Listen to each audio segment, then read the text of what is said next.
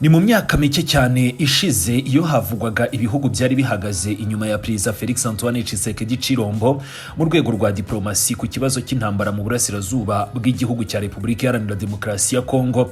Igihugu cya Angola cyahoraga kiri ku mwanya wa mbere. Perezida Joao Lourenço ntabwo yari umuhuza gusa, yari yarahindutse umwe mu bayobozi ba Afurika bashoye igihe kinini, imbaraga nyinshi ndetse n'icyizere kinini mu gushaka igisubizo cy'ibibazo by'intambara yo muri Repubulika Iharanira Demokarasi ya Kongo. Icyakora cyo hari benshi banengaga uyu mugabo kuba yarabogamiraga ku ruhande rwa Kinshasa.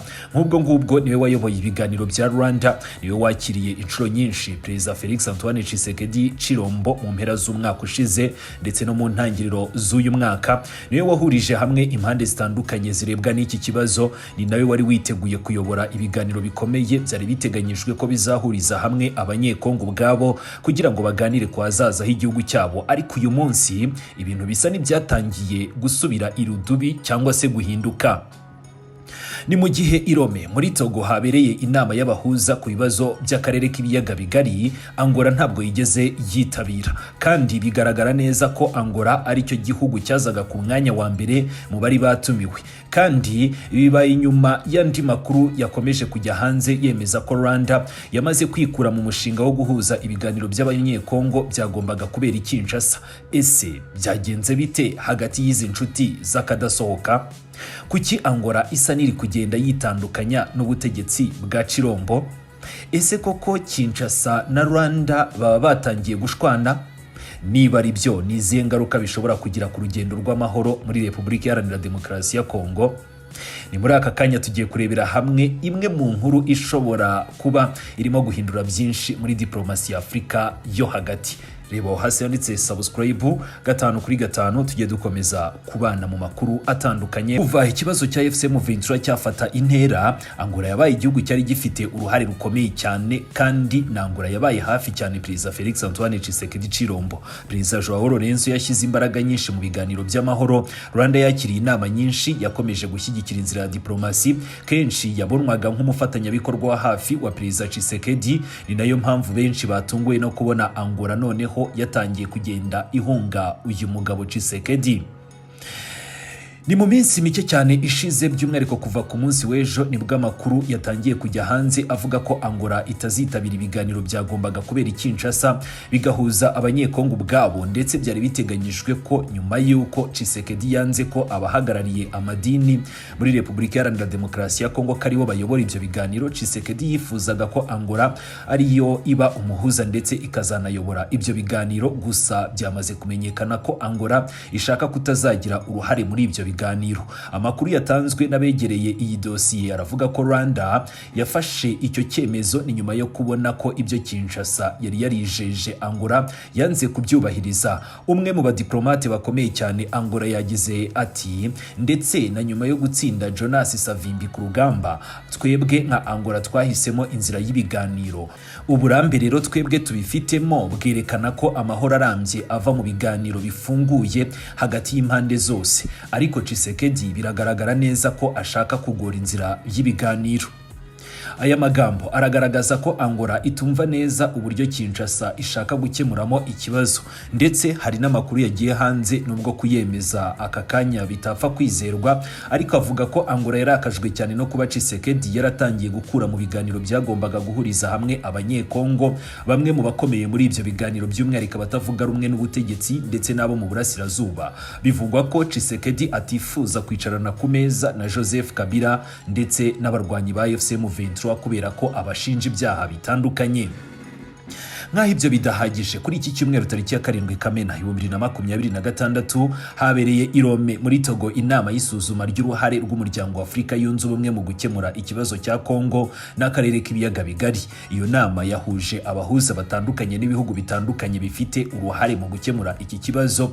Bagombaga kuganira ku isuzuma ry'ibyagezweho, uko ibikorwa bihuzwa, inzira ya Washington ndetse n'inzira ya Doha. Ariko ikintu cyatunguye benshi ni uko Angola itigeze igaragaza igaragara ku meza y'abahuza cyangwa se bakingiranywe muri iyo nzu yabereyemo ibyo biganiro. Raporo zitandukanye ziravuga ko Rwanda yasigajwe inyuma ku busabe bwa Perezida Felix Antoine Tshisekedi Tshilombo. Nubwo nta ruhande rurabyemeza ku mugaragaro, aya makuru yahise yongera guteza impaka zikomeye hagati y'izi nshuti zombi z'akadasohoka. Abasesenguzi bamwe baravuga ko bishoboka ko Kinshasa yaba itakibona Angola nk'umuhuza uyishyigikiye nk'uko byari bimeze mbere. Ni mu mezi ashize Rwanda yatangiye kuvuga kenshi ko amahoro atazaboneka hatabaye ibiganiro birimo impande zose.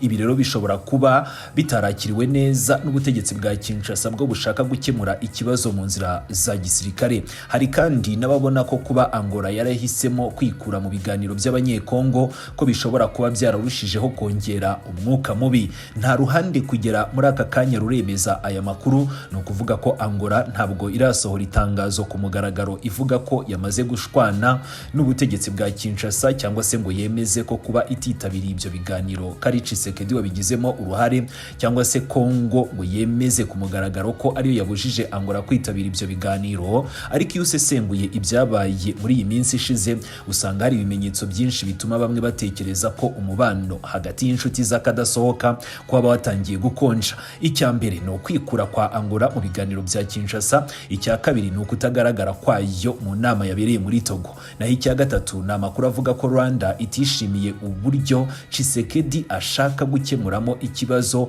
cyangwa se kuba ibyo yabemereye atarigeze abyubahiriza. Iyo rero ibi byose ubishyize hamwe, bamwe niho batangira gukura imvugo igaragaza ko hashobora kuba hari ikibazo gikomeye cya diplomasi kiri kuvuka hagati y'inshuti zombi.